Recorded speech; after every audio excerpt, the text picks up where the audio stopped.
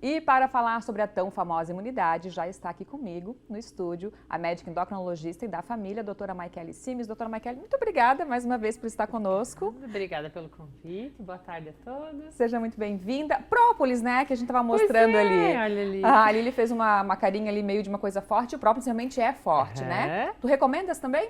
Sim, o própolis ele tem um gosto bem marcante, assim, diferente do mel, mas ele tem muitos artigos já falando de melhora da imunidade com o uso dele, então ele é bem legal mesmo. Tá. E a imunidade que a gente tanto fala, as pessoas costumaram falar depois de Covid mais ainda, né? Só pra gente dar uma pincelada assim, é o nosso sistema imunológico, é isso? É um conjunto de órgãos e um conjunto de células que nos defende. Tem uma imunidade que a gente já nasce, que é a imunidade inata, e outra que a gente vai adquirindo pelo contato com infecções, com substâncias ao longo da vida. Mas é esse conjunto do nosso corpo que nos defende diante de qualquer agressão. Né? Então quer dizer que alguma pessoa pode nascer com uma imunidade mais forte do que a outra? Pode nascer diferente uma da outra, sim, dependendo até do que a mãe vivenciou para a criança dentro da barriga. O que a mãe vive dentro da barriga também condiciona.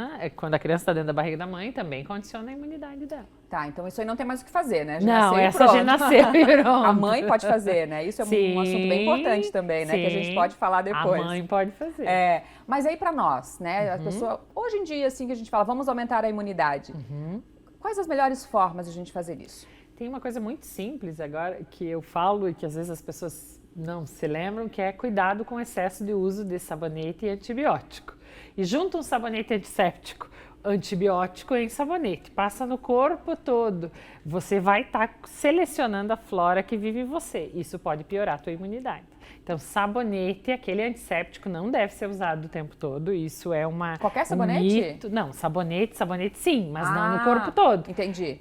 Só nas axilas, rosto, genital, mas não no corpo todo. E não usar aqueles sabonetes antissépticos, que tem algumas marcas que já são, dizem, se livre das bactérias, só que mata as boias ruins. E a gente depende dessa colonização até para a nossa capacidade imunológica. Então essa é uma das coisas que a gente sempre tem que tomar cuidado. Além disso, tem a suplementação, exercício físico, atividade, manejo do estresse, descanso, isso tudo vai também interferir. Sono reparador, esse eu diria que é assim, ó, o hormônio com a maior capacidade de cuidado do sistema imunológico é o hormônio do sono, que é a melatonina.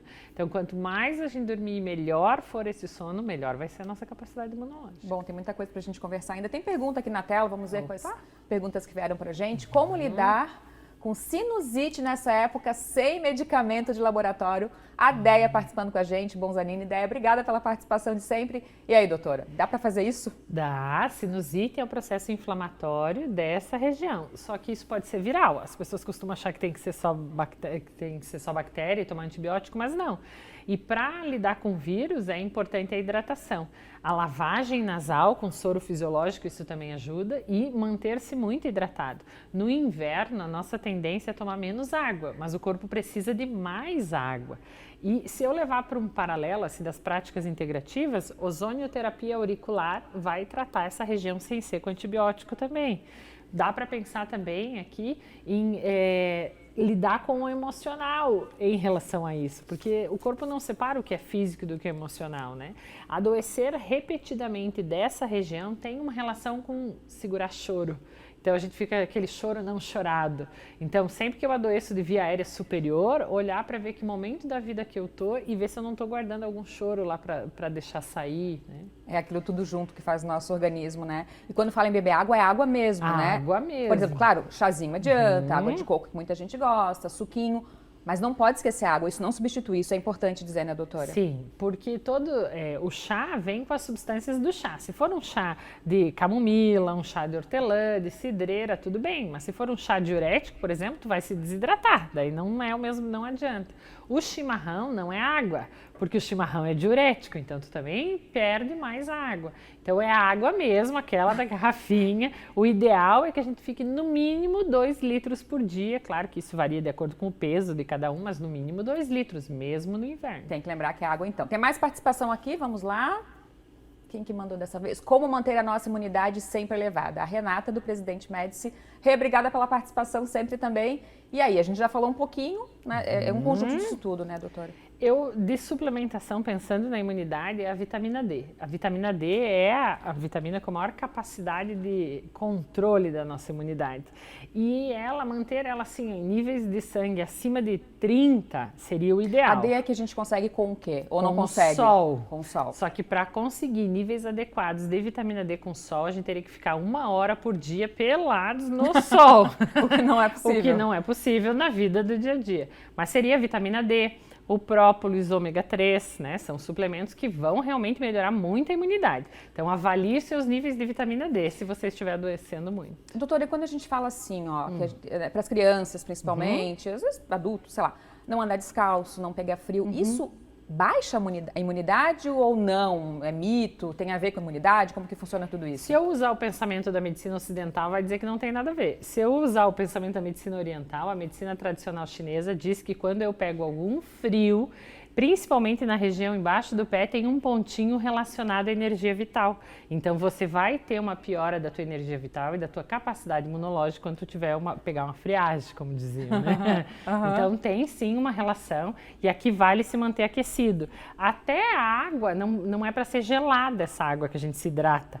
Ou a temperatura ambiente ou até um pouquinho morna para poder tomar, isso também ajuda. Tem uma coisa que acontece comigo também, que a gente dizem que a idade é quando eu pego frio na cabeça. Sim. Tipo, se eu saio de noitinha ali, minha cabeça esfria, no outro dia eu tô com tosse, parece que a minha imunidade já baixou. Tem relação também? Tem relação, sim. Porque a gente tem que lembrar que para a medicina chinesa tem os elementos da natureza fora e dentro. Então, o vento, o frio, em excesso dentro do nosso corpo, vai piorar toda a via aérea, toda a função renal e a função do pulmão. Então, tem uma relação, sim.